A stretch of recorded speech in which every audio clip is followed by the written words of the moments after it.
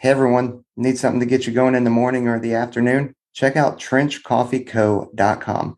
Trench Coffee originated in Las Vegas and is owned by a combat controller and his wife. They've been making coffee as a hobby for a couple of years and then decided they enjoyed it so much and they wanted to share the coffee wealth with everyone else. So check them out. They've got 10 different brews. They originally started with the Trench blend, but they recently started a new blend that is kind of my personal favorite, which is the Brazil Cerrado. I'm probably saying that wrong again, like I do in every single promo, but whatever. I'm educated in South Carolina, so you can deal with it. They also sell, apparel. They sell cold brew kits. They've got holiday packages going on where you can get a mug and some coffee. Their normal bag sizes are 12 ounces. They do have some samplers. So if you wanted to get a handful of sampler packs, you could do that. And if you want to go all in, they definitely have 5-pound bags that'll keep you stocked for quite some time. But if you go through coffee like I do, because it's so good, 5 pounds probably won't last you too long. But please go check them out. They are definitely friends of the podcast and have been for quite some time. And so we want to support them and they're supporting us. So we don't get anything from it, but please go check them out. Enter the promo code One's Ready to get you a discount. And then I know that sometimes they also, every time you buy a bag of coffee and use our promo code, they will send a bag downrange or at least put some money to the side to pay for sending bags downrange. So great company, great people. Jeff and Jerica are amazing. So go support them. Check them out. Trench Coffee Co. That's trenchcoffeeco.com. Right now. Hey, everybody. Welcome back to the One's Ready podcast. You're back in the training room. Yes, I am still in the spare bedroom. I haven't gotten my studio set up yet. So that's how much of a loser I am. Aaron's, I can't tell. I think you're in the same spot, but I know you're also moving. So this is the only thing that's left. This flag is, no kidding, the only thing that's left in this room. So new studio coming up quick. By studio, I mean the other bedroom. So that's tight. Big move coming up, just big moves. You're saving that for just for this recording. As soon as the recording stops, comes down. That was it. No longer. You said you wanted to record yesterday. I was like, not today, flag. Today's not your day to move. Well, and Trent, you're still in the same spot. So glad I just moved around the house. This is like my fourth studio inside the same house. It's stupid. Well, it is what it is. Yeah. But anyway, so no guest today, which is great because it's not often that the three of us get a chance to sit around and just kind of chit chat about stuff and kind of pour out what's going on in our mind. And I know that we don't necessarily have an exact agenda today. We have an idea of some of the things that we wanted to talk about, but and since I'm the one talking right now, what do you guys think about I'll cut that out. Yeah, I will definitely cut that out. Okay. I don't want to perpetuate. He's got COVID because it's fake news. It's a fake pandemic. Fuck's sake. Great. Now we're done. Great. Yeah. All right. I figured out what we can title this episode. The gang gets demonetized on YouTube. Yeah. Fucking fake news, fake plandemic. Anyway, so I was actually talking to some of the Special Warfare Training Wing folks yesterday, and they said that at least in the recruiting world, they have kind of seen an increase in a lot of the people that are kind of, it's not that they're not, well, I guess technically they're not committed, but they're comfortable waiting on the sidelines because they're just kind of like, I want to go in. No, I don't. Okay, I think I want to go in. No, I don't. They're not fully coming off the sideline and getting into the game, which I guess is frustrating for me, but at the same time, like I have a difficult time kind of relating to that because I have never been that kind of person that with anything where I'm like, ooh, I don't know if I want to go in. It's either hell no, I'm not doing it, or yeah, I'm in. Let's do it. So have you guys ever had to deal with that kind of thing? Trent, I'll let you go first. Yeah, I got there first. Go ahead, Trent. No, I don't think so. But I think we're talking about kids in like the DEP program, right? That aren't really willing to commit. Yeah, that's right.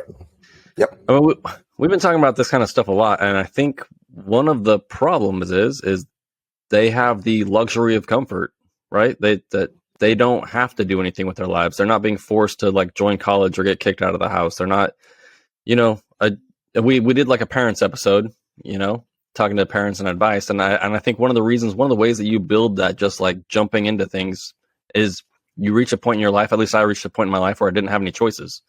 So it's like I went to the recruiter. It's not like I was like, well, I have time on my hands. I'm like, bro, I need a job. I need to get in the Air Force. I need to do something with my life because there's nothing but dumpster fires behind me. So right. that desperation is missing. I love that you leave a trail of dumpster fires in your wake. I just picture you walking away, several dumpsters burning behind you. I think it's a product kind of everything that we've got going on too. If you look at it, it makes total sense, right? So you have all the information in the world. You've got your head exactly. You can go onto the Ones Ready page and you can see exactly how long it's going to take you to talk to a recruiter. And then I want to know exactly how long A&S is. Okay, I want to know exactly how long dive school is. When does my family get to move out? So you have all of these things, and it almost helps you sit on the sideline, where for us, that information just wasn't there.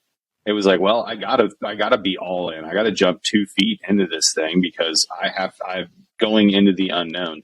I think in today's environment, it's actually a little easier to sit, Peaches, like you were saying, or Trent, like you were saying, on the sidelines, because it's comfortable to sit on the sidelines. It's completely okay. When I turned 18, it was not okay to live at home with your mom anymore. When I turned 18, I left the house. I think I lived with my mom and dad for like 6 months, and it was the 6 months right before I got into the Air Force, because I too left a trail of dumpster fires behind me and had no options. But that's what we did. It's completely acceptable now for 25-year-olds to live at home with mom and dad and just kind of chill out and have that ability where if you don't go into the Air Force today, that's fine. You just go home and you go about your normal life. You know what I mean? So I think it's actually part of the, and even look at the pandemic and how that normalized everybody kind of going back home, and rent prices are too high and the housing market sucks and blah, blah, blah, blah. All these other things that are going on in the culture make it easy for you to kind of just sit on the sidelines and wait too. So I think there's a good bit of that going on. It's just kind of the environment that we are in, but it's definitely a different culture, and it's definitely a different thing that's going on. Because like you said, for us, it was like, nope, that was it. When I went into my recruiter, I thought, no kidding, I'm leaving like next week. So I thought when I went in to talk to that recruiter the first time, I was like, well, better have my affairs in order, because if he says you're going today, then I'm going to come home and I'm going to pack this bag and I'm going to leave. Yeah, I definitely think that the other variables that you mentioned are certainly part of it. I mean, it's too expensive now for most 18-year-olds to move out, even with a roommate. Like it can still be tough, especially now. I mean, like we're getting new airmen in, like whenever we get new airmen in at 2-2 or like we're getting them in at Nellis now. I mean, if they're already married and they're not in the dorms, like they're trying to figure out where they're going to be able to live, just because it's insane prices out there right now, and the basic housing allowance can't keep up with the rates right now. So if anybody's sitting here wondering, like, well, don't they give you an allowance? Yeah, they do, but it doesn't increase at the same rate as what rent and mortgage prices are going at right now. I mean, or inflation. Or inflation. It just can't keep up. So you're going to be fine if you are a brand new airman, you're not married, or you are, purposely unaccompanied or separated from your spouse. You'll go in the dorm, you'll be fine. You don't have to pay for it. So you've got some breathing room there. But like, it's tough when we get brand new airmen, or maybe they're not brand new, but they're, a couple of, 1 or 2 assignments in, and they're out of the dorms, yet they're moving to a place that's super expensive, like Las Vegas or the Pacific Northwest. So it's a real struggle.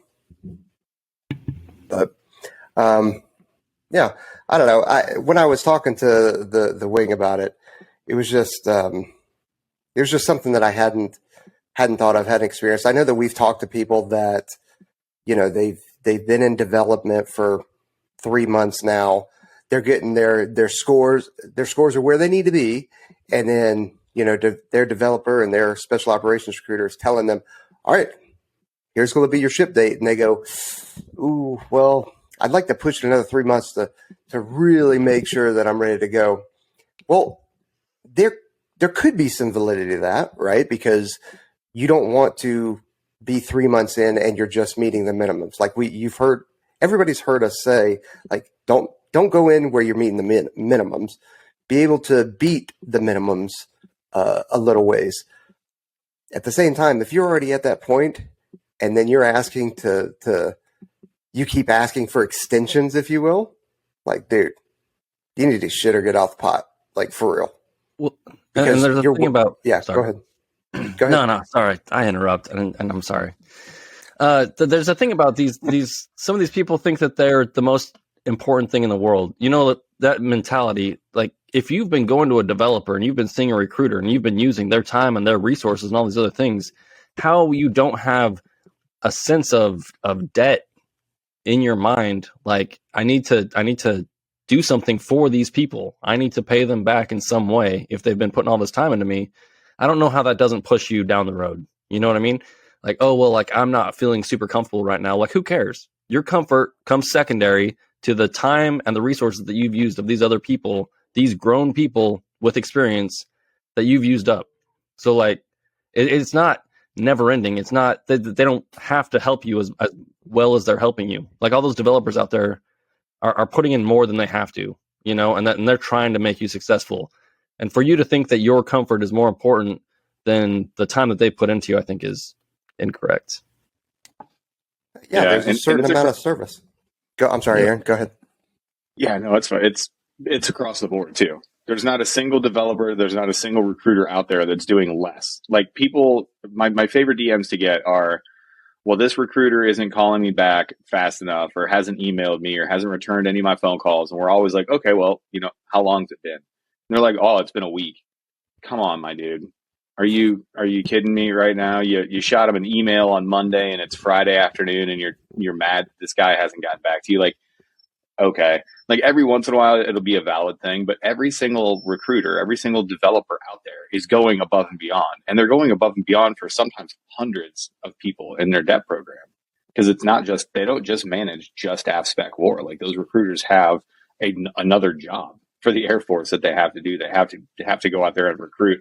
So hearing that people are, you know, just upset where they're not getting the personalized attention that they need, it's something that we don't understand, because immediately we default to, well, hey, the person in charge said you're ready to go. So that means you're ready to go. It's time to go now.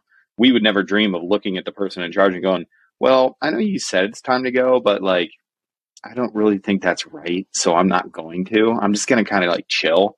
Like that, we don't have that piece inside of our being, you know what I mean? So you just have to remember that every single recruiter out there is going above and beyond to get you to the requirement, right? There's baseline, there's the requirement, and then there's expectations. And I know last night on the group chat, Trent was like, we should do requirements versus expectations for kids. And I was like, that's dumb. We shouldn't do it. But now that it sounds good this morning, I think we should do it. We should talk about requirements and expectations, huh, Trent? What do you think? I mean, you just kind of jumped into it. I wasn't ready for it, and then, you know, my feelings are still hurt about when you told me it was dumb. It was a stupid idea, and I stick by that text that I sent. But it's popping now. So, what do you think? Well, I think there's a confusion about the what are requirements and what are expectations and how those two things work together, right? And we talk about all the time and it came to my mind because we get pithy comments sometimes, and I do like to read the comments. I'm not famous enough to not read comments. And they say stuff like, well, you guys say exceeding the standard is the standard. So doesn't that make that the standard? And I get what you're saying, and some of them are trolling. But what we're really saying is there are requirements, and then there are expectations for the community. And just barely meeting the requirements, you're still falling short of the expectations of the community. You know what I mean? Like going through mean, we talk about it all the time, and I try not to man crush on Air Force JTACs because they're better, but just being a JTAC versus being the JTACs that I've deployed with from the Air Force are two completely different things because of the expectations of where they come from, right? You know, being a baseline PJ versus being a really good PJ, like they're so different. So like, I just want to talk about those things and how they how to set up the expectations of the community in your head as the requirement, as opposed to always searching out the baseline that you have to do to get somewhere. Does that make any sense at all? Or am I still dumb? Aaron, how dumb am I? Well, you're still dumb, but you said a smart thing just there. I agree with you. And students have this, and I always say, when I say students, people that we talk to, 18 to 35-year-olds that are trying to get in the Air Force, but I apply it to students inside the pipeline as well, because it's frustrating. They always want this black and white answer, right? So immediately we're like, well, exceeding the standard is the standard. That is an unofficial, like, Air Force special operations motto. Like, that's on the walls at many units, that exceeding the standard is the standard. So then we have people that want these black and white answers that go, well, isn't that the standard then? Yes, that's exactly what we mean it to do, because it should be this unattainable thing. You should constantly be resetting another bar for the expectation. You want to meet people's expectations, and that never goes away. It doesn't matter if you're day one on the team room or if you're, year 20 inside the team room. That expectation to exceed the standard is always there. And I'll put it to you like this: like, we're getting ready to jump next week, right? The expectation and the requirement are completely different, right? Like, we have some people that are jumping their very first time at the unit, their very first time out of free fall school, their very first time out of free fall jump master school. We have all that happening next week, right? The requirement is that you do the bare minimum. The requirement is you show up on time with something to write with, the right equipment. You're there for jock ups. You're there. You're hustling through your day. That's just a requirement. The expectation is you're helping your buddy out. You're cleaning up after yourself, that you're reviewing the night before, whether you're a day one jumper or a day 20-year jump master. The expectation is that you're going above and beyond. You know what I mean? Like, nothing, this is an ism for me, but nothing makes me more mad than sitting in a brief and having the briefer go, okay, look at slide 1. Oh yeah, the slides must not have updated. So this is wrong. But, like, man, that's the baseline requirement, is that you give a brief. The expectation is that every slide is perfect. It's the most updated guidance that we have. You talk like you can present the information like professional. Everything is standardized. You have a good plan up on the board. That's the difference between requirements and expectations. We're not saying wait until you're this superhuman person. We're saying meet the requirements and then find a way to exceed what the requirements intent is, to show me that you care about this event. That's what we mean when we say requirements and expectations. I think it's the part, the very end that you said there. Show me that you care about it, because yeah, there are things that we have to do, even in the special operations community, that are queepy. It's not fun. It's just like more admin And by the work way, I got to do. It's not cool to care. In today's environment, it's much cooler to be like cynical, and all you ever do is bitch, moan, and complain, and all you ever do is, oh, I can't wait to make a meme about this. I'm not going to say anything to anybody, but I'm going to make a passive aggressive meme and send it in the group chat. Get out of here, dude. Like, I just don't care. Like, I know it's not always fun. You should care. Not you, but people should care. Yeah, I should care. We're gonna make caring cool again. I guess I don't know how we're gonna do that, but anyway, we're not. We're not. Yeah. But anyway, you should care and take pride in everything that you're doing. Like I've been that guy that the slides did not update, or I didn't get around to doing it, or I made a mistake. Like I've been that dude, especially after 23 years of briefing, like been there, done that. And even now, if I forget to update something or something's wrong in the slide, like, man, that's my bad. Or I have a misspelling in an email, or I just use some awful grammar. Like my brain's moving faster than my fingers, which happens all the time, even now. Like I still go back and I'm like, oh, what an idiot, because I care, because whatever I send out or whatever I produce represents me, and I want to put my best foot forward. And I haven't gotten completely through the episode, Trent, that you just recorded with Lieutenant Greiser, or not Lieutenant Colonel Greiser, the ops site. Yep. And yeah, it's still early. I'm messing up names and rank. See, I care. Hence correcting it. But anyway, you guys were kind of talking about why she likes to work with our community and stuff like that, and it kind of went along the lines of I don't think she actually used the words because you guys care, but it's because you guys are always trying to be the best that you possibly can be. You want to be the best, and she's not the only one I've heard that from. There was a strength coach at the 23rd, Tyler, who said the same thing to me because he used to work for Oregon's football team. Like he was their strength coach. And I'm sitting here thinking like, dude, you're at a college level freaking football program that, you know, is extremely popular. And you decide to leave that to come work for a bunch of dudes that in the gym that are just knuckle draggers. And he's like, yeah, he goes, I can see where you're going with it, but you don't understand. Like I had to, in that gym with that football team, I had to force them to train and work out.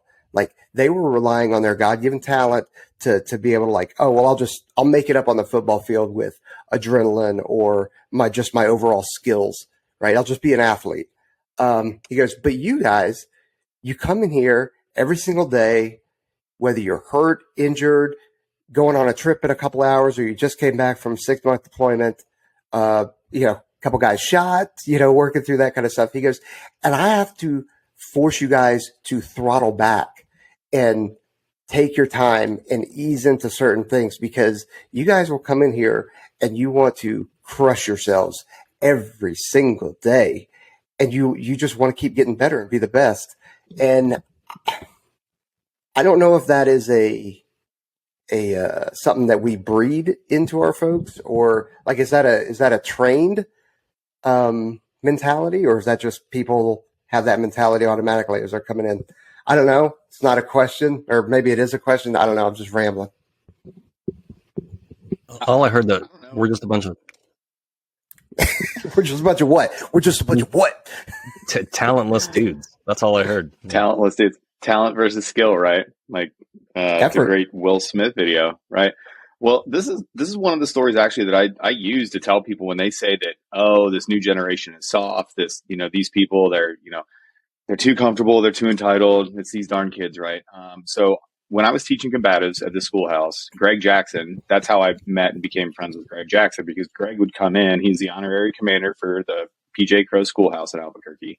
But he would come in and he would teach combatives, and I was the lead combatives instructor. So naturally, that's where, he and I, got to be friends. And Greg is always a happy guy. He's like the world's, nicest individual, just as a person. But one day we're kind of getting ready to start, and he said the exact same thing. He was like, God, I'd love coming in here and working out. Because I looked at him and I was like, Coach, you don't need to come in here 1 or sometimes 2 days a week to teach these classes. I could totally teach these classes. And if you just want to come in and kind of make an appearance or whatever. And he was like, you know what, Aaron, I love teaching these guys.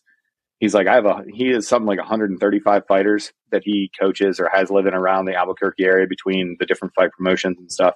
And he said the exact same thing. Some of my younger fighters, like I have to get them into the ring. I have to get them training. I have to like coach them through these hard events. He was like, if I walked in here right now and I looked at this group of men and I was like, tear this building down, they would already have some of the walls off before I told them what else I needed. He's like, you don't see that everywhere. But those were students. Those were people in the pipeline that were, and at that time we were PCSing everybody to Kirtland right away. So that was people that they'd been in the Air Force for basic military training. They got through INDOC, they got through dive, and they were at Kirtland. So when people talk about the new generation or whatever, I don't know, man, it looks pretty good looking from the outside in, because that thing that you were talking about, Peaches, is still there.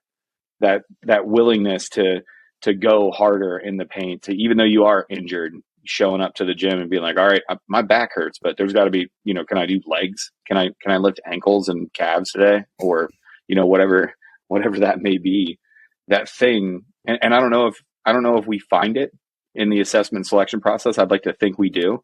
I'd like to think that when we're going through these development programs and people are going through the development program, we look for that thing, and then we kind of like tease it out in the pipeline and nurture it, so that you have that ability, inside of your person. But I think a good part of it is it's just there. Like, people that gravitate towards these career fields, they want to exceed the requirement. They want to go be the person that is constantly out front and constantly winning. And that's a good, we've talked about competition a million times. Competition is a good thing. Competition should not be avoided. It should be injected into everything that you do. Every single thing that you do should feel like a competition. If I lose in Wordle on, like, if somebody gets the Wordle in 3 and I got it in 4, I'm pissed. I'm pissed for 24 hours. And it's not because I'm good at Wordle. I think I'm actually getting worse because I'm an idiot.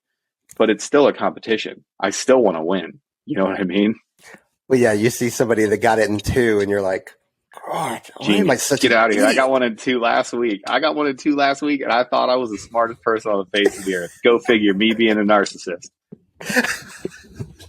Well, I think there's something that happens though through the process, right? Is the people on the front end that are hesitant to jump in the deep end, I think that they're still in ego protection mode, right? They're trying to protect their ego from failure and all those other things.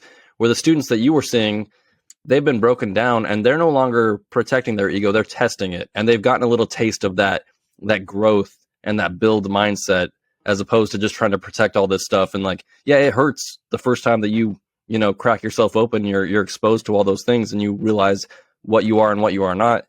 But once you get that open and you start building and growing, and like you're around all these other people that are doing the same thing, and you realize that you are a capable person as long as you just put your mind to it, it becomes an addiction. You want that competitive spirit and everything else going like that, but you have to get over that hurdle where you have to get past that protecting your ego. Like, whatever you've built yourself up to be inside that you probably know is not 100% true. Like, you just gotta show up, get smacked in the face, and get real honest with yourself, and then move forward. And I promise you, once you get over that wall, that's where we see the magic happen. Peaches thinks I'm retarded. No. I'm just stewing on that for a few minutes. Just, I love it. Go for it. You look like you're going to say something here. I always look like I'm going to say something because I'm always just trying to talk. I don't know what it is, but like, so Peaches runs, like the program that we use, Peaches runs it, and there's a delay, but it's only for Peaches. So all of us are constantly looking at his screen and we're like, is he going to say something? Nope. And then you start talking and somebody else is talking. Don't worry. Leave it in the comments, guys. Talk about how we interrupt each other, because we really take those to heart. Or leave some really, really specific audio inputs, like a 300, 400 character, maybe just anyway. So the funny thing is that you see that managing the ego, like your ego is your enemy. Like, whether it's you're waiting, in the depth program and you don't know if you're ready, so you're waiting, you're doing that thing. Trent, that was awesome to say that, you're protecting that ego, because you're totally right. You can see it with operators. We have, there'll be a call where we're like, hey, we're going to get together and roll on Tuesday morning. You would think, people have asked me like, oh, how many of you guys in your unit roll? It's got to be a ton. I'm like, no, it's really only like 4 or 5 of us, because you know what that is. Even sometimes the operators in the career field, it is really easy to go about your normal strength and conditioning workout. It's really simple to do that. You throw on some heavy music, you walk around, you get a sick pump with your bros, you get a shower, and you go to work. That's easy. You know what's hard? Looking stupid because you don't know how to do something. Like, nobody looks good the first time that they're on a jiu-jitsu mat, right? Like, you don't know what to do with your body. You're going the wrong way. You're constantly doing the wrong thing. Man, that is embarrassing. That'll humble you real quick when some 17-year-old, purple belt just absolutely twists you up, and you're supposed to be this big, strong man, and you can't even make it through a round because you don't have that fight conditioning. That's that ego, but you'll never be a black belt if you don't step on those mats, if you're not willing to look stupid. You're never going to be an operator if you cannot just like put fear aside and be like, this might not work out. We just got to go. We got to go try it. I've got a 90% plan. I know what I'm doing. I got to go. I'm meeting the requirement. I want to go try this thing out, right? And it is a lot of ego protection. It is a lot of, your own insecurities that are running around in your head that no one else sees, by the way, but you think they're the biggest thing in the world. You're running, you're like, God, everybody must think I'm the worst runner. I assure you, nobody is thinking about your running at all. Nobody. As long as your time is ready to go, nobody is thinking about you. Yeah, we have the same thing with the JTAGs. Really, you'll see it. And it's not just JTAGs. You get the controllers that are working air traffic control for the first time, or maybe not even the first time. Maybe they are somewhat seasoned, yet they've been off the mic for a while, or they're around somebody, one of their supervisors, or maybe there's some kind of PJ CCTSR legend that's there that is well known for being magic on the mic kind of thing, and they will either try to avoid getting on the mic because they're like, I don't want to do this in front of all my bros or in front of this person that I look up to in case I look stupid or I make a mistake, or and we get the same thing with a lot of the controllers and TACPs that they're considering going to weapon school, but they end up not doing it because, you get called out for everything. Like coming to this school is actually one of the things that helped me become okay with getting called out on stuff, because they will go into every single little detail of what you said, where you've got your kit, how you planned with the aircraft and everything like that. And they're going to tear it apart. So it teaches you a certain amount of vulnerability, which is humiliating at times, but it helps keep you humble, helps get you better. And then in the long run, you are a much better JTAC controller, PJ, SR, and person, because you're able to know your limitations, recognize them, build from them, and so on. And so it's not just the folks that are coming in that are feeling that kind of trepidation. It's guys that are already established as well. So it's not new. Yeah. When I think about stuff like this, I always think about like Bruce Lee, right? Like be like water, like that. The ultimate goal is to be able to absorb things and to move with things and not to be just stiff, and I think we lose that sometimes because you get a certain skill set halfway through your career and you start to get recognized for that skill set, and so you kind of stiffen that all up and you hold on to it like this is me, this is my thing, and you make the same mistakes over and over and over again, just like people before they even join. And it's a constant struggle, just like anything else. So you constantly got to prove yourself. You constantly have to like assess where you're at and who you are, and move out there again. Like I was out there with the recruits this past week, right? And you think that I was like, before I go talk to high school kids, and high school kids are notoriously hard crowds. You know what I mean? They're a bunch of little a-holes. Did they hurt you? Yeah, who hurt you, Trent? Why are you but give me a name? I'm coming down to Texas. Nobody talks to my Trenton this way. No, it's me though. The problem is me. Like I show up and I'm like, in my head before I start doing anything, I'm like, why would these kids even listen to me? Like, who am I? Like I'm trying to protect myself, being like, should I even talk to them? Like, should I do this? Blah blah blah. And it comes down to like, I just don't want some high school kid to look at me and be like, this dude's an idiot. And I'm like, but that doesn't matter, because if there's one kid that takes anything that I say and ends up like, taking the next step in their life that leads to whatever, them being happy or successful, then it's all worth it. I just have to get over myself. Like that's the problem, is getting over me. Like those kids that are, before you even join, like you want that personalized attention. Like the person that you need the most attention from is from you. You need to deal with you first before you start worrying about getting personalized attention from anybody else. So I'm trying not to get all philosophical, but it's what I do. Go. That's it. Yeah, you did it, buddy. Well, and you bring up a good thing too. And hey, everybody, I've got everybody that's like 18 and kind of unsure about your life, I've got some good news for you. You're only going to worry about these things at probably a way more magnified and way more intense version for the rest of your life. That wasn't very positive, but it's the truth. But Trent, you bring up a good point. Like I am terrified of failing in front of people. That imposter syndrome, right? Where you're finally going to do something and people are going to be like, you know what? You are terrible. Oh, you're the worst at this. I can't believe that we ever gave you any sort of, respect or whatever.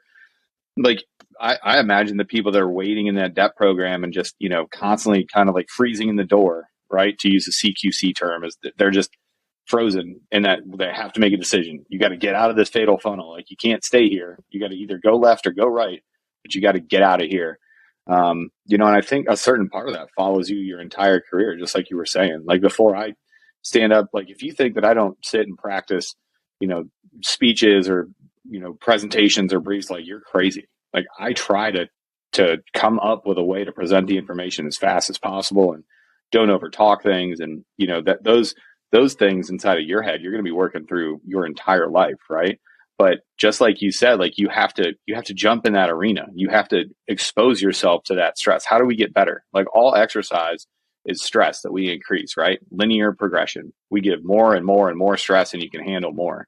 So you have to put yourself in those situations where you try and you go in fully knowing you might fail. You might make an absolute fool out of yourself. But the more you expose yourself to that, the stronger you're going to be. And then you can take on bigger and bigger challenges. And pretty soon, you can, if you think about building that resiliency, because that's really what we're talking about, right? Is being able to take on those high doses of stress and uncertainty and, getting your own ego out of the way in order to serve the mission and do what you need to get the job done. You have to train it. It's a muscle like anything else. And the only way that you can manage that ego and that you can get away is you have to work on managing yourself and putting yourself in those situations. So, meet the requirement, great. The expectation then is on you to fully fulfill. It's on you now to actually, like, go forth and conquer. Because, newsflash, everybody, there are completely average Air Force operators out there. There are people that are completely happy to do the status quo. You see them in the gym just enough to where you don't say anything to them. They're not out of shape. You see them at work. They're there on time, but they're just average. Like, those people exist. Don't be one of those people. Resist the status quo. Yeah, it's easy to get comfortable. What's so funny about that, though, is that even those average operators are still really, really good. Still really good. They're still the world's best human. You know what I mean? Well, but yeah, you're right there. They get comfortable. I think I've told this story a couple of times about comparing yourself, but when we went to Philly for our clinicals, and Toa, Mr. I won't say his full name, but Michael, I call him Michael. Everybody else calls him Toa. He was on our team, and we used to make fun of him for being he's a Samoan dude, like a Hawaiian Samoan dude by nature. So he's never, like, really defined, like, even at our best shape, we look at Michael like, why are you just shapes, dude? Like, why are you just like a collection of, like, weird, circles and stuff? But it was funny because we would make fun of him for being, like, not in shape or never having a six pack. We went to a CrossFit gym to do a workout. My friend Chris, my friend Michael, and Chris and I are being our normal aggressive selves, and we're trying to beat each other. And we smoked everybody in the class or at the gym. And then, we're basically berating Michael. He came in third, but he still beat everybody at the gym. You know what I mean? Like, you forget, but when you compare who we get to hang out with on a daily basis, like the fact that I get to walk into a building where people have volunteered multiple times, right? They volunteered to go into the Air Force. Then they volunteered to go to selection.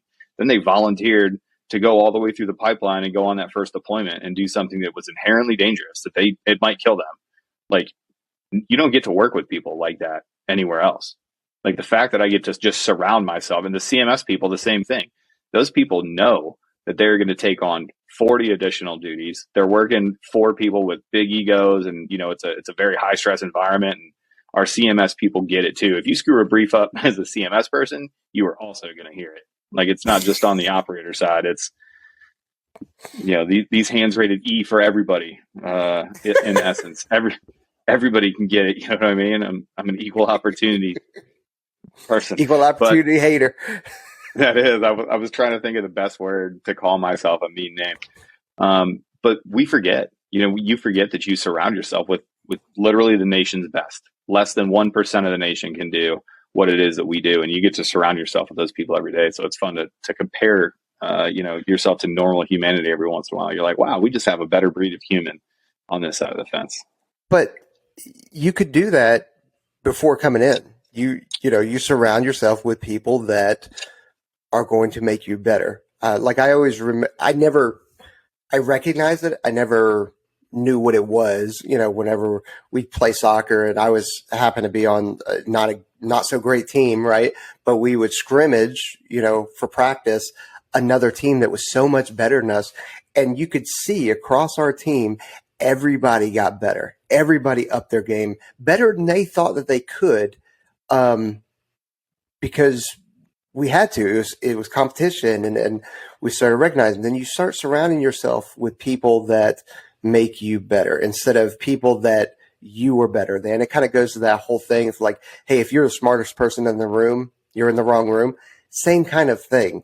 You need to surround yourself with people that are going to drive you and push you in a direction that you need to go, not hold you where you're at or bring you down. It's pretty hard to bring Peaches down further. Already down far enough, baby. Hey, he's got a really low center of gravity. It'd be really hard to get him to try to take him down. He's really squirrely. Like a fire hydrant. It's like choke a fire hydrant. Well, it's like CZ says, you know what I mean? Like he put it pretty succinctly. You can't fly with the eagles if you hang out with turkeys. If you hang out with 5 idiots, you're going to be the 6th.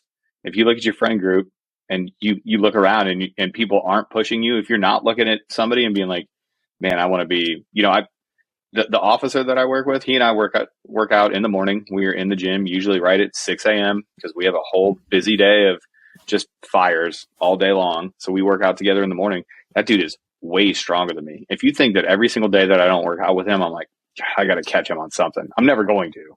He's essentially Captain America, but he is. He really is major America. Yeah, that's a good, major America. Everything. I don't want to gush too hard about my favorite officer right now, but guy's a dreamboat. You know what I mean? He's all tall and strong and good at his job and smart and nice, and I don't know. I hate him. The worst. I hate he really is the worst. He's an awesome human being. Love that guy. He really is. But if you're not out there, if I'm not trying to catch that guy, what am I doing? If I'm not surrounding myself with people that are better or smarter, we joked about the group chat earlier, but that group chat between the 3 of us, somebody will put something in there and we're like, God, that was a good idea. Damn it, I hate you. I need to be better at this. I need to be better and figure this out. Like, as iron sharpens iron, we should sharpen ourselves. And that's, you surround yourself with people that should be making you better. And if you're not, go find different people. Well, and I also understand that everybody has different strengths and interests, right? And I was thinking about this the other day, is like, this officer is stronger than you, right? And better looking and taller. Better looking. Yeah, absolutely. Makes more money. Taller, better hair, lots more money. Yeah. But you know what I mean? But you have experience and all these other things. What I'm talking about though is interests. When you find something, I'm always on the lookout for something in my job, in my daily life that I could be good at, something that interests me, that piques my interest. And I think I have a responsibility to pursue those things because I already want to do it. And I should be as good as I can at certain things. And if it interests me, I should be the expert at that thing, or as good as I can be, right? Anything that I have that I'm drawn to, or that I have a knack for. So like everybody on the team doesn't have to be like the deadlift champion or the free fall champion or whatever we're talking about. But you have to, if you find something that you're pretty good at and you're just like, nah, man, I'm just going to be a normal, team guy just like everybody else, and I'm not going to put myself out there for that, then you're absolutely incorrect. If you're at a development program and you're good at something and you just don't want to show off, or you don't want to show excellence in something, and you don't want to help other people out and show them the way in whatever particular skill set you're working at, you're 100% wrong for not pursuing anything that you have an interest in. And I think that's how you kind of build the team, because the 3 of us don't have the same interests or talents or skills or whatever. But I think as a unit, right, like that, it works for some reason. It's chaos. But you find those teams and they work, and the individuals on the team, and we talk about it all the time, are very, very different. But when they find something that they're good at, they're like bulldogs. They take complete ownership of it, and they're not worried about failing at it. You know what I mean? Like they go for it, and they keep everything else up to the level that they need to. But anyway, there's a responsibility that comes along with talent and capability, I think. Yeah, I agree. I don't know where to go from that because I don't have anything like philosophical to add to that. Really, I'm sitting here thinking, going like, yeah, man, I got nothing. I'm with you. I agree. Well, I think it was a good thing that you said at the end is you have a responsibility to fully explore that gift. You know what I mean? Like my brothers and I always joke, like, what if I'm the world's best ballerina? I've just never tried it. Yeah. If you gravitate towards something like, and it sounds like a stupid thing, but like for everybody that's at depth right now, what if you're the next silver star guy? Yep. What if you're the first female that's going to make it through a pipeline? What if you're the first person from your family that's going to do this? Like that can be scary. Like having those things and having that, putting that extra weight on yourself. Like I get it. Like there are days that I'm like, I'll be walking into a building or something in a uniform. I'll be like, holy shit, I'm a PJ. Man, that comes with a lot of baggage. Telling everybody in your hometown. I distinctly remember I was like bouncing and washing dishes and like working at factories and stuff for like the last 6 months that I was, in Ohio before I left. But I remembered, just being afraid to tell people that I was even going into the Air Force. After I had, entered into the DEP program, my time in the DEP program was really, really short. Like there was no development. It was just like, yeah, wait a couple months, man, you'll be good. And we'll send you out. And I was like, all right, cool. But, even telling people like, hey, I'm going to go, they're like, oh, well, what are you going to do in the Air Force? And I would tell them about pararescue and they would laugh at me. They would be like, you think you're just going to jump right into that, huh? You think you're going to do it? And I'm like, well, I don't know. I guess we're going to find out. You know what I mean? And if you look at especially my story, man, I went in and then I failed. You know what I mean? Then those people were right. Those people were right. I got to relive those moments where, people are like, yeah, you're not going to make it. And, you should probably look at something else and you don't have the discipline to do it. You're not big enough or strong enough or whatever. I got to think about those things for like 4 years before I got my shot to go back at Indoc. So it's scary and it sucks, but you got to do it because I felt like I owed it. I felt like I had a responsibility. I was like, I think there's something in me that I can give to this process. I think that there is something inside of whoever it is, like whatever this thing is, this soul, this person that I am. I think that I can do this thing. You owe it almost to the universe or to whoever granted you that gift. You owe it to go see if it works because you could be the best. You could be the absolute champion of everything that you did. You can be a special operator or whatever it is, but you got to go. You got to start. Yeah, and you said something at the beginning with the you represent, right? And that is something that I think that like you do. You represent so much in terms of when you're out there. Say you're a controller, SRPJ, TACP, whatever you are, right? You're not only wearing the uniform, but you're also wearing a beret, which makes you stand out, right off the bat. Whether you're in your hometown or you're on base or you're out getting lunch somewhere near base, something like that. Like you're representing that career field with that beret on your head, right? So you not saying you got to look the part, but you're representing that career field, right? Then take the beret away. You're wearing a uniform. So then you're representing the Air Force, the DoD at large, all the services, not just one, but definitely the Air Force. But, you get put under a kind of a blanket of, hey, that's just military people, right? So you're representing them. So you got to make sure that you do that correctly.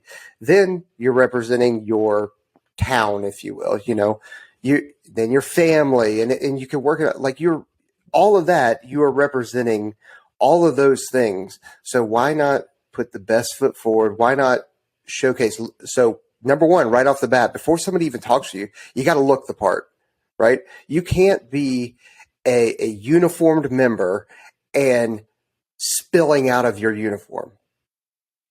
We're talking about rule people, number right? one. Don't be fat. Man, Trent's little ears perked right up. Yeah. Are we talking about fat people? Oh man. Trent is the world's number one extremist when it comes to fat shaming. There is nobody that Trent says you should have to wear your BMI on your sleeve in like a little emblem. Like anybody over 30, Trent's talking to you. Trent's hollering at you. But I'm a short little fat guy standing next to Trent. The very first time I ran into Trent in uniform, I'm like, okay, you're a lot taller than I expected. Oh, you are. Like, okay. And I'm this short, fat dude.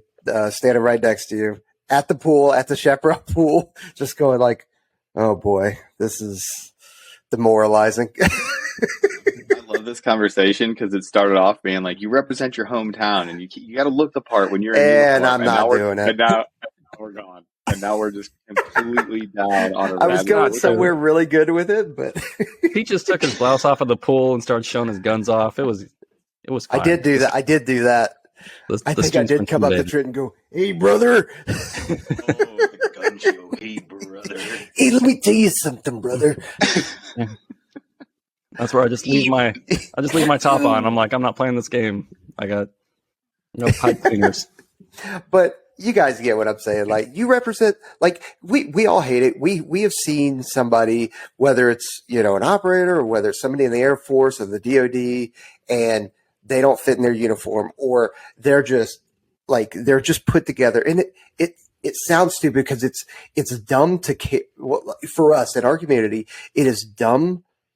We feel like it is dumb to care about how your uniform's put together. Like, I don't care about dress and appearance, like, that kind of stuff. But at the same time, if you're out there, right, and you're at the mall or wherever it is, wherever the kids go these days, Mall? yeah, I don't know.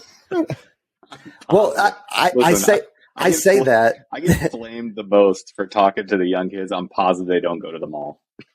I'm sure they don't. I don't even think malls exist anymore. But I'm going back from where, like, I ran into a Ranger at the mall when I was in high school, and he was put together, and it goes like, oh, okay, well, that's what a Ranger is, I mean, that's what was imprinted in my mind, because there wasn't YouTube and all that kind of stuff. But that's what was imprinted in my mind of what Rangers are. He represented Rangers very well, which the three of us are probably not surprised that a Ranger represented themselves very well, because Rangers, like, that's what they do.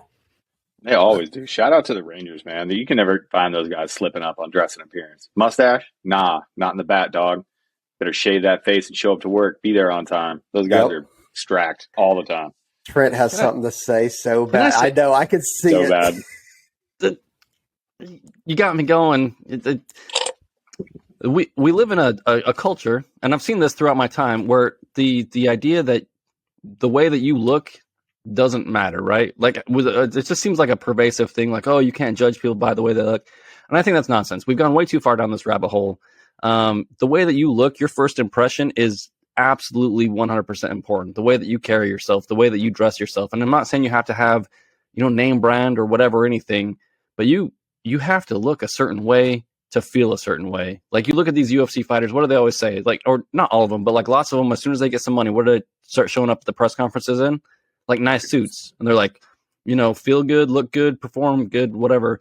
But when I first got in the community, I remember being at AST, and all the controllers I was with, they had the shiny boots, the jungle boots that they were issued, right? Their BDUs looked amazing in garrison. And yeah, out there in the field, we're not going to cut our hair or do all that other stuff. But when you're around other people representing, it's not about you. And I think that's what we're talking about. The whole thing is like getting over yourself and meeting those expectations. It's you're representing so much more. And there wasn't going to be a combat controller out there in BDUs that was going to be that guy that's like, man, these guys are boxes of donuts. This is garbage. Like, they all looked ridiculous. And guess what happened to me when I got around those guys? Like, I'm a natural kind of cynical guy when it comes to, the way that you look or conforming to standards. It's not really my thing. But I get around those guys, I'm like, bro, I better up my game. I'm going to spend more time shining my boots and less time sleeping. I'm going to make sure that I'm representing my career field and also my teammates the best way that I possibly can, because I owe it to them, because I'm part of this group or this community or my family or whatever. And so, yeah, don't look at yourself as more important than the standards or representing. Like, you need to do it for yourself and for other people. Rant And over. Yeah, and if you don't think that we're not going to hear about it, not like us, but your community, like, you will hear somebody say, oh, yeah, I was at whatever location, and I saw this one dude. He must have been a controller, because he had the Scarlet Beret on, and the dude was just, XYZ, whether it was he was looking bad or maybe he was acting like an asshole at the Starbucks line, or like whatever it is, you know what I mean? Like, you hear about it. And it's not just us. It's, the SEALs hear about their own SEALs. Green Berets hear about their Green Berets, like, and so on. So, like, we always hear about it. It always comes back. We may not know exactly who it is. Of course, the three of our career fields are so small that usually you can kind of put it together. Okay, what was the location? What did he look like? Oh, no, I know exactly who you're talking about. That was love. Yeah, that was Ernst screaming unsat at the Starbucks coffee line. Unsat. Give me the code. This is unsat. No PJs are going to come to this Starbucks. We're all going to Dutch Bros from now on. Unsat. Blacklisting We're a Starbucks Dutch Bros out there. family. We're a Dutch Bros family community from now on. That's it. We're all going to Dutch Bros. That's it. I do want to put this opened the door perfectly, and this is why for everybody in the DEP program. So there's always the worry, right, that people are appropriating culture. When I see a teenager and his avatar on Instagram is like the rescue angel, and his screen name is like "wanna be a PJ number one," and you're an 18-year-old and you're telling everybody that you're going to be a pararescueman, and getting into those conversations. Guys get mad at you like on this side of the fence. This is a cautionary tale, and I'm going to tell you why it is we get upset with stuff like that, because just like Peaches said, just like you heard Trent said, we take such pride. Like when I put that beret on, I make sure that my beret looks appropriate. You know why? Because I might be the only PJ that person has ever met, ever. Yep. And now I'm speaking for the entire career field, just like Peaches is saying. I'm speaking for all PJs now. I'm speaking for all ST now. I'm speaking for everybody in the Air Force. I'm speaking for everybody from Ohio. I might be the only person that I ever represent. And I'm talking directly to you, people in the DEP program, or people with, using all of our imagery and saying that you're going to be a PJ, or that you're a former or future combat controller. Like, when you say those things, we know what that means. Like, I automatically, when I was talking about putting that beret on and I might be the only PJ, I was thinking of, my friends that no longer are living. You know what I mean? Like, when I put that on, what if the only other PJ they ever met was Ben White or Peter Cranes or some of these guys that we've lost, that I've lost through my career, and that I think about all the time. You guys, you DEP program people, you don't have that. You don't have that feeling that we do, where like we need to protect these images. And we don't fly that flag all willy nilly. Like when I have a shirt on that says I'm a pararescueman or something, then even out in public, like, I'm acting right. Like, I'm not going out there and putting, bad juju on the name of pararescue or the Air Force or whatever else. And that's the reason why when we see people like in the DEP program or people online, they're like, oh yeah, I'm going to be a PJ, PJ year 28, because I'm going to graduate in, 24. That's where those feelings come from, where we're like, hey, you don't understand really what that means yet. And we do, because we all feel it.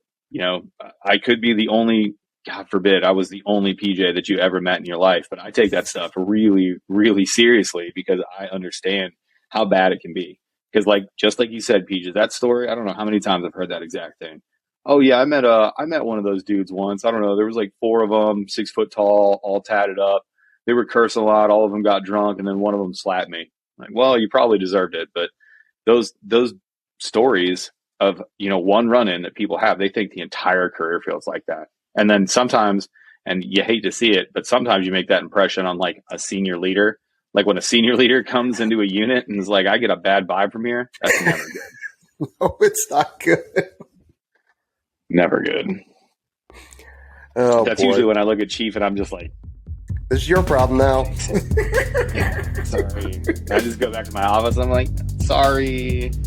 Time to get back to work. Time to get back to the office. Yeah. Well, and on that note, thanks for tuning in. Like, subscribe, hit that bell, leave us a review. We haven't had a review in a little while, so tell us how great or terrible we're doing. Pick on the fact that you never see my hair, and there's a reason why you never see my hair. I've got the 3 wispy hairs that are going across. And then also check out the merch store. It's back up and running finally. after a long Yeah. long stint of being away. So again, appreciate all the support you guys are giving us, and we'll see you next time. Later. Yeah. Later. Train hard.